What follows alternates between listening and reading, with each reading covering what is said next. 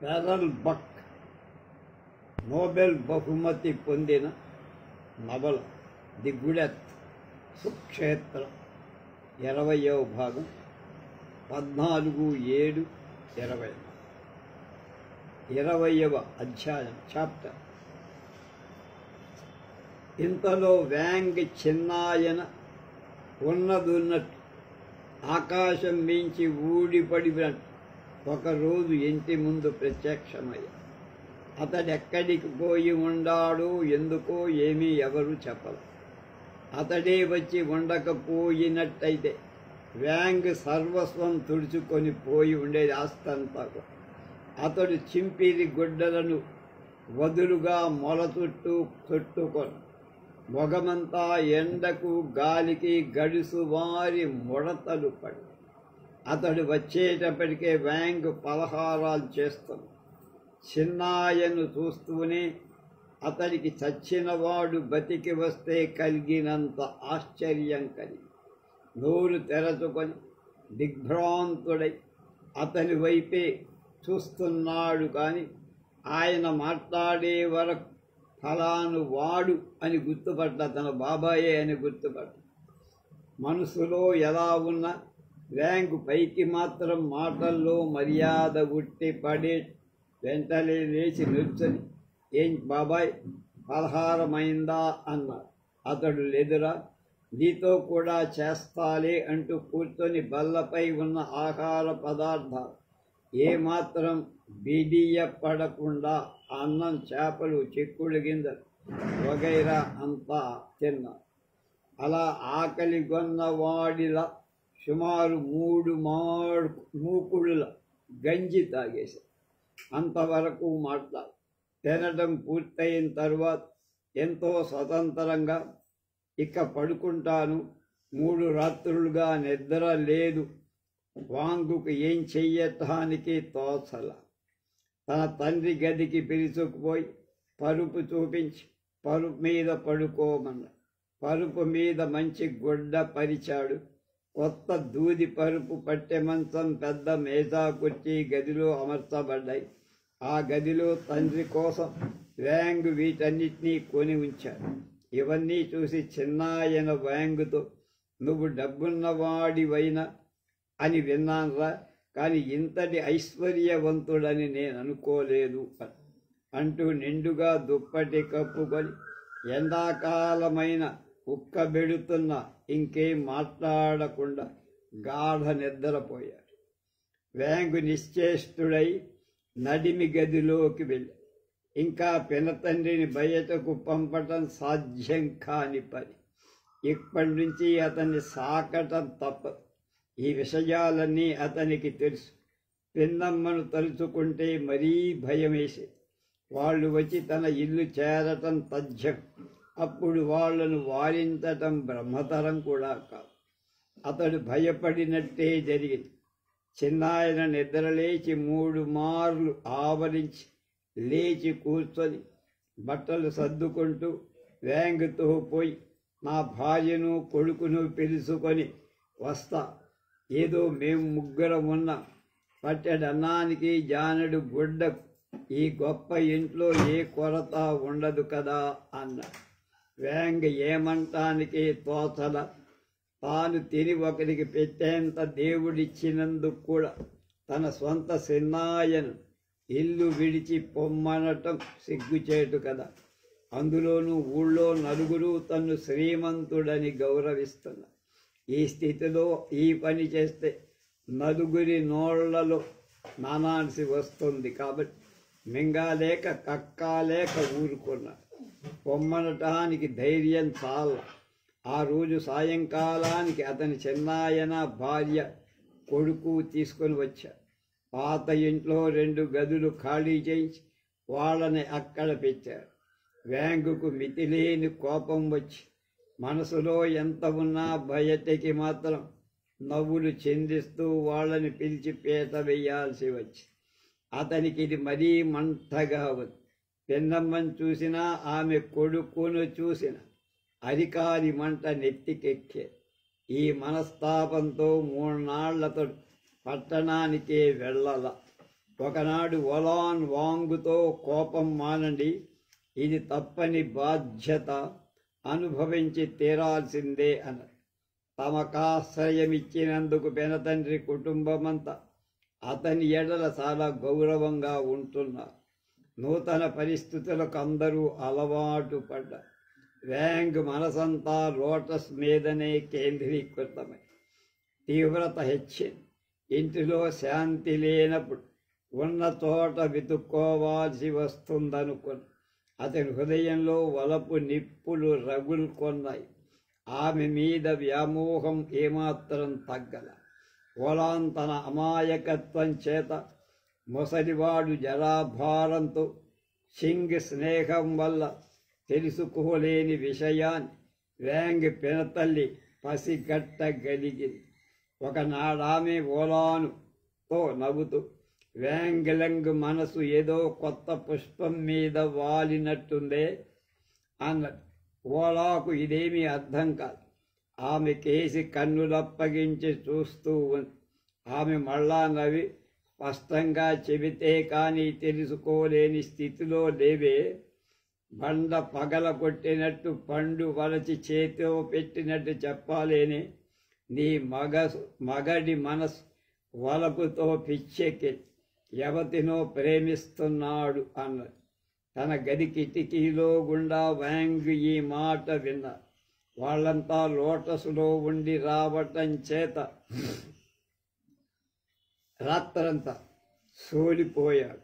తన గదిలోని నిద్రమత్తులో ఉన్న ఈ మాటలు చెవి పడగానే ఆశ్చర్యంతో ఇంకా ఏమేమి చెబుతుందో విందామన్న కుతూహలం కొద్దీ లేచి కూర్చున్నాడు. ఆమె సూక్ష్మ బుద్ధికి అతడు విసిపోయాడు. ఆమె మళ్ళా ఇలా అంది, నేనెందరినో మగవాళ్ళని నాకు తెలుసు. మగవాడెప్పుడు దువ్వుకొని కొత్త గుడ్డలు తొడుక్కొని ముఖమల్ చెప్పులు తొడుక్కొని తయారవుతాడో అప్పుడే అర్థం చేసుకోవాలి. అతనికి ఏదో కొత్త వలపు కత్తి ఏర్పడింది. ఆమె మాటలు వినలేనన్నది ఓలాంగ్ బొంగురు గొంతు. కానీ ఆమె మళ్ళా ఓలాంతో చెప్పటం మొదలుపెట్టి, ఏ పురుషుడైనా ఒక స్త్రీతోనే తృప్తి పడతాడని అనుకోకూడదు. ఒక్కటే కాయకష్టం చేసేదైతే, అతడి కొరకు పనిపాటులు చేయటంలో జవసత్వాలు ఉండేదైతే ఆమెతోనే అతడు తృప్తి పొందాడు అనుకోవటం అసంభవం. అప్పుడు అతని అభిరుచి సన్యత్రా త్వరలో వ్యాప్తము. ముఖ్యంగా నీవు ఎద్దుల అతనికి చేకటానికి అర్హంగా ఉన్నావే కాని అతని అభిరుచికి తగినంత ఆకర్షణీయంగా లేవు. ఈ స్థితిలో అతనికి డబ్బుంది, ఇంకొకతను తెచ్చుకోగలప్పుడు నీకెందుకు దుఃఖించబడ్డం? నా మగాడైనా అలా చేసేవాడు, కానీ కూటికి లేక అల్లాడుతున్నా కాబట్టి ఊరుకున్నాడంతే. కాబట్టి నువ్వే ఆలోచించాల్సిన అవసరం లేదు అన్న. ఆమె ఇంకా ఏమో చెబుతోంది. వ్యాంగ్ విన్నది అంత మాత్రం. ఈ మాటలకి అతడెంతో ఆలోచన పడ్డా. హఠాత్తుగా తన కామతృష్టాశాంతికి అతనికి ఒక మార్గం కలిగి, ఆమెకు డబ్బిచ్చుకుంటే స్వేచ్ఛగా తానొక్కడి ఆమెను తనివి తీరా అనుభవించవచ్చు. వెంటనే పడక విడిచి లేచి బయటికి వచ్చి పిన్నమ్మను సైగతో బయటికి పిలిచి దూరంగా ఉన్న చెట్టు కిందకి పిలుచుకుపోయి ఎవరూ వినకుండా రహస్యంగా, నువ్వింతవరకు ఇంటిలో అన్న మాటలన్నీ విన్నా. నువ్వు చెప్పింది నిజమే. నాకు ఇంకొకత అవసరంగా ఉంది. కూటికి గుడ్డకు కరువు లేనప్పుడు అందులో తప్పేముంది అన్న. ఆమె తప్పేమీ నిజమే. డబ్బున్న వాళ్ళంతా అలాగే చేస్తారు. పేదవాడి ఒక్కదానితో సంతృప్త పడాల్సి అన్న.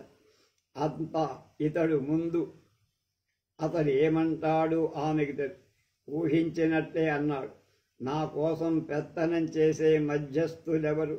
నేనే పోయి ఆడదానితో ఏ విధంగా మాట్లాడి కుదుర్చుకోగలరు? ఆమె వెంటనే, ఈ వ్యవహారం అంతా నాకు వదిలిపెట్టి ఆమె ఎవరో నాకు చెప్పు, నేనంతా చక్కబెడతానన్న. అది వరకెప్పుడు ఆమె అతని నోట పలికి ఉండాలి. కాబట్టి చాలా అయిష్టంతో జంకుతో ఆమె పేరు లోటస్ అన్నారు. ఆమెను గురించి అందరికీ తెలిసి ఉంటుందని అతడి ఆలోచన. 2 నెలలకు ముందు తనకే ఆమె ఎవరో తెలియదు. కాబట్టి అతని పిన్నమ్మ ఆమె ఎక్కడ ఉంటుంది అని అడిగితే, ఎక్కడనా పెద్ద బజారులో ఉండే టీ అంగడిలో. దాని పేరు పుష్పమందిరం. ఆమె పెదవిని వేళ్లతో నలుగుకుంటూ ఆలోచించి, నాకక్కడ పరిచితులు ఎవరూ లేరు, ఎలా చేయాలి ఉంటుంది, ఆమె ఎవరి అధీనంలో ఉంది అని అడిగి తనకు కక్కు పేరు చెప్పగానే ఆమె నవ్వుతూ, ఓ ఆమె ఆ వృద్ధ ప్రభువు చనిపోయిన తర్వాత ఈ వ్యాపారంలోకి దిగిందా? సరే, ఆమె సంగతి మొదటి నుంచి తెలిసిందే. తగినంత డబ్బు చేతిలో పడితే ఎంతటి దుర్ఘటనాకార్యమైన చిటికలో సాధిస్తుందన్న. వాంగి ఈ మాటలు విన్నాడు.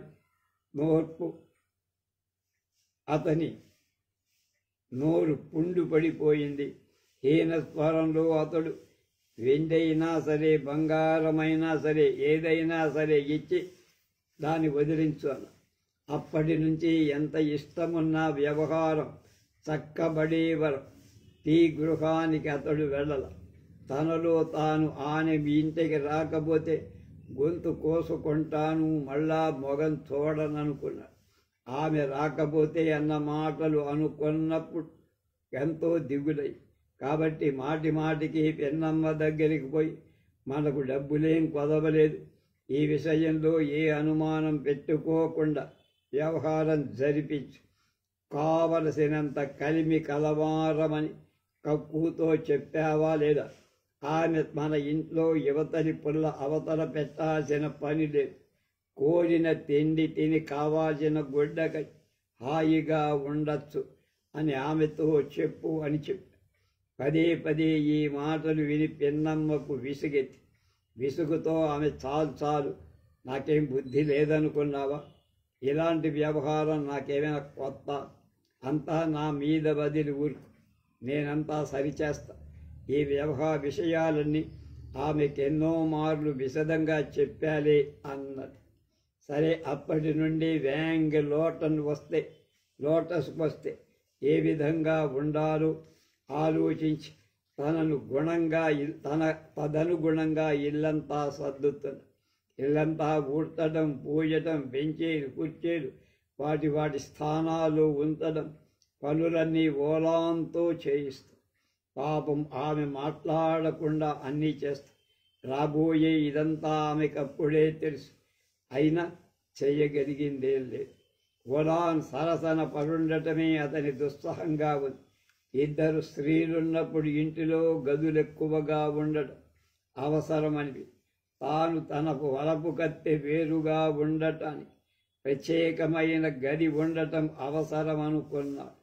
పెనతల్లి కూడా అంతా కుదిర్చే లోపల తాను జీతగాళ్లతో ఇంకొక కొత్త హాలు వేయించారు. దానికి చుట్టూ 3 చిన్న గదులు కట్టించారు. అందులో ఒకటి పెద్దది, 2 ప్రక్కలకు 2 చిన్న గదులు. జీతగాళ్లకు కానీ చింగు కానీ ఆ గదులు ఎందుకో తెలియదు. ఆ మాట అడగటానికి కూడా వాళ్లకు ధైర్యం లేదు. తానే స్వయంగా ఎదుట ఉండి ఆ పనులన్నీ చేయించాడు. గోడలు మట్టివే అయినా పైకప్పు మాత్రం పెంకులు. గదులన్నీ పూర్తయిన తర్వాత ఇటుకలు తెప్పించి నేల మీద పరిమించి అందులో గచ్చేయించాడు. వాకిళ్లకు అడ్డంగా వేసేందుకు ఎర్ర రంగు గుడ్డ తెరలు కొన్నాడు, కర్టెన్స్. కొత్తగా ఒక బల్ల, 2 కుర్చీలు, కొండలు చిత్రింపబడిన 2 పటాలు గోడలకు తగిలించే ఏర్పాటు చేసి, పలహారాలు అందించేందుకు మంచి విశాలమైన పట్టలు, ఒక చిన్న గదిలో పట్టగలిగిన పట్టె మంచం, గదిలో తగిలించేందుకు మంచి మంచి తెరలు కొన్నారు. ఆ గదిని అలంకరించడంలో మాత్రం ఓలాన్ను ఏమీ అడగల. మగవాడు సమర్థంగా చెయ్యలేని పనులన్నీ పెన్నమ్మే చేసింది. అన్ని పనులు ముగిశాయి. సుమారు ఒక పక్షం గడిచింది, 15 రోజులు. కానీ ఆమె రాక మాత్రం నిర్ధారణ కాదు. లోటస్ కొలకు కట్టబడిన గృహాంగణలు, అతడొక చిన్న సరస్సును 3 అడుగుల చదరపు కొలతలు గల దాన్ని తవ్వించి లోపలి వైపు గోడలకు అడుగున కూడా పెంకులంపించి నీరు పోయించి బంగారు ఛాయ చేపలు 5 వాటిలో పిలిపించి అన్ని హంగులు సిద్ధమయ్యాయి. ఆమె రాకకు ఉవ్విళ్ళూరుతో ఎదురు చూస్తున్నారు. పిల్లల ముక్కుల్లో చీమిడి ఉంటే తిట్టడం, వలాం దువ్వుకోకపోతే మంగలించడం, అదే ఇప్పుడు అతను చేస్తున్నవాడు. ఎప్పుడు ఏడు పంటే ఏమో తెలియని ఓలాం అతని మాటలకు ఒకనాడు ఏడవటం ప్రారంభం. అతడు కర్కశ హృదయంతో, నీ వెంట్రుకలు చూడు, గొర్రపు వెంట్రుకల్లా ఉన్నాయి, నేను దండింపకుండా దువ్వుకోలేదా, ఇదే బరువా అని మందడి. ఆమె ఏమీ జవాబు చెప్పకుండా, అయితే ఏం, కొడుకుల్ని కన్నా కదా అని కొడుకు. ఆమె మాటలతడు సిగ్గుపడి మాట్లాడించమే మానేశారు. ఆ 3 కొడుకులు కన్నది, వాళ్ళందరూ బతికే ఉన్నారు. కాబట్టి చట్టం మేర ఆమె మీద నేరం మోపటానికి సాధ్యంగా తన వలపు తప్ప ఆమెలో ఏ దోషం లేదు. ఒకనాడు పినతల్లి వచ్చేది. వ్యవహారమంతా ముగిసింది. 100 వెండి నాణేలిస్తే కక్కు యజమానుణ్ణి పంపిస్తుంది. ఇంకా లోటస్ బంగారు కమ్మలు, బంగారు ఉంగరం, 2 జతల పట్టు దుస్తులు, 2 జతల ముఖమల్ గుడ్డలు, 12 జతల చెప్పులు, 2 పట్టు దుప్పట్లు ఇవ్వాల్సి ఉంటుంది. బ్యాంకుకు వ్యవహారంతామంతా ముగిసింది అన్న మాట తప్ప ఇంకేం వినిపించల. అతడు వెంటనే సరేలే ముగింతంటూ లోపలికి గదిలోకి పోయి ₹20 తెచ్చి ఆమె బొడిలో పోసి ప్రత్యేకంగా పిన్నమ్మకు 10 నాణేలు ఇవ్వబోయాడు. ఆమె ఊపుతూ, వద్దు వద్దు, మనమంతా ఒకే కుటుంబానికి చెందిన వాళ్ళం. నీ మొగం చూసి నీ కొరకు నేను చేస్తున్నానే కానీ డబ్బు కోసం కాదని ఒకవైపు అంటూనే మరొక వైపు చెయ్యి చాచింది. డబ్బు ఆమె చేతిలో వేసి సార్థకమైనట్టు భావించి లోటస్ కొరకు మంచి మంచి కూరలు, పిండి వంటలు, చేపల రకాలు తయారుగా ఉంచాడు. అవి ఎండాకాలపు చివరి రోజు. అది 8వ చాంద్రమాసం. ఆ రోజు ఎండ బాగా కాస్తూ లోటస్ వచ్చి ఇల్లు చేరింది. దూరం నుంచే ఆమె రాక గమనించాడు. ఆమె పల్లకీలో కూర్చొని వస్తోంది. పల్లకీ మోస్తున్న బోయీలు గట్ల మీద నడిచేటప్పుడు అది అటూ ఇటూ తిరుగుతూ ఉంది. కక్కు పల్లకీని వెంబడించి వస్తోంది. ఒక నిమిషం అతనికి భయం తోచింది. తనలో తాను ఇలా అనుకున్నాడు, నేను చేస్తున్న పని, ఇంటిలోనికి నేనీ దినం ఎవరిని ప్రవేశపెడుతున్నాను? అతనికే అర్థం కావటం లేదు. పాత పడక గదిలోకి పోయి అతడు వాకిలి మూసుకొని చీకట్లో దాక్కొని ఇంతలో పిన్ని వచ్చి పిలవటం చేత బయటికి వచ్చి అతడెన్నడూ ఆ పిల్లను చూడని వాడిలా వంచిన తల ఎత్తకుండా నడుస్తున్నాడు. కక్కు కులాసాగా అతన్ని చూసి, మనం ఈ వ్యవహారం చేస్తామనుకోలేదు అన్నది. లోటస్ ఉండిన పల్లకీని లోపల గదిలో దించారు. కక్కు వెంటనే పల్లకీ దగ్గరికి వెళ్ళి తెర తొలగించి లోటస్తో, ఇదిగో నీ యజమాని.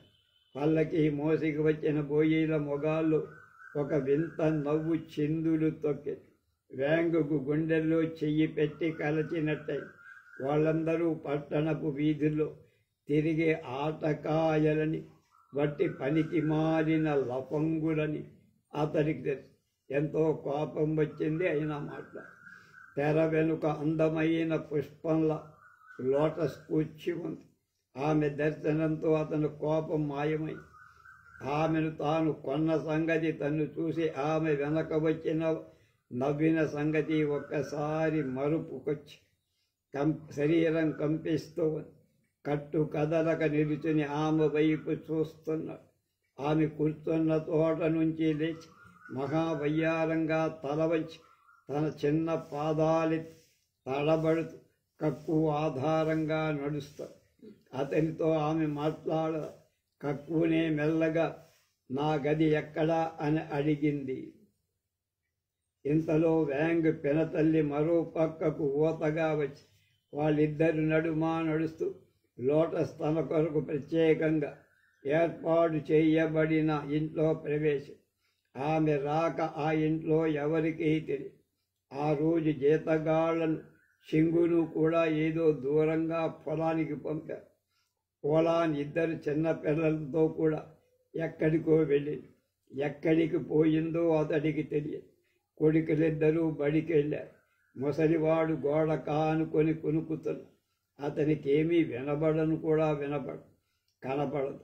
లోటస్ గదిలోకి పోగానే కక్కు అడ్డంగా తెర వేసి కొంతసేపు అయిన తర్వాత పినతల్లి చేతులు దులుపుకుంటూ బయటికి వచ్చి ఎకసక్కంగా నవ్వుతూ దగ్గరికి పోతే పెంట్ల వాసన, రంగుల వాసన ఏదో కొత్త రకంగా కనిపిస్తూ చూచేందుకు చిన్నప్రాయంగా కనిపిస్తున్న నిజానికి మాత్రం వయసేమీ చిన్నదిగా కనపడు.